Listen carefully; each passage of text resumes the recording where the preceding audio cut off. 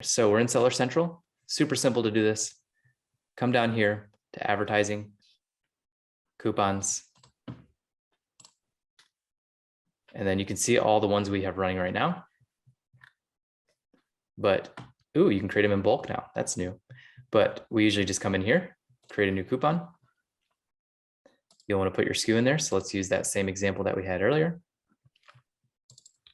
So take your ASIN. You're going to find it, add to coupon. Then here's the ones that are going to be running this coupon. We're going to continue to the next step. Money off or percentage off. I like to do money off when I do smaller coupons, like $1 or $2. But when I do a big coupon, like 50% off, I feel like 50% off is more appealing than $10 off. And so that's just my own opinion. But when we're in the smaller coupons, like 10 to 20% versus like $1 to $2, that's actually been shown, and we've seen it in our ads as well, or our products as well, that actual dollar off is better than like $1 off versus 10% off is better. So the budget's kind of arbitrary, but I just put like 100,000. Right. I never Some want people this might be panicking looking at that budget. I never want this to run out. That's the key thing, is I want it to keep going. And so no, allow my coupon to be redeemed multiple times by the same customer.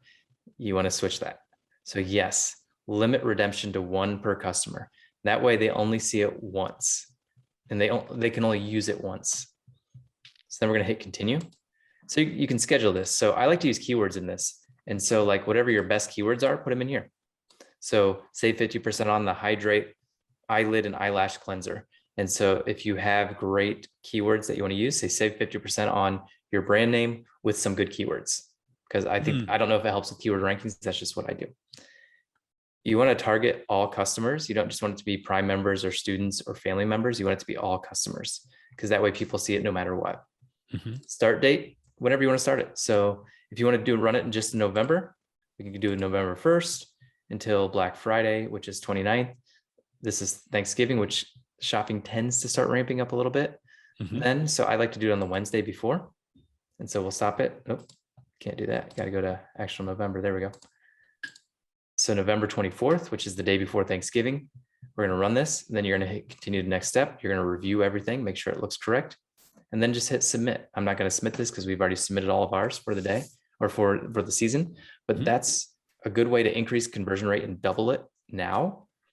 And then increase conversion rate increases your organic rankings, which increases your sales. It's that simple.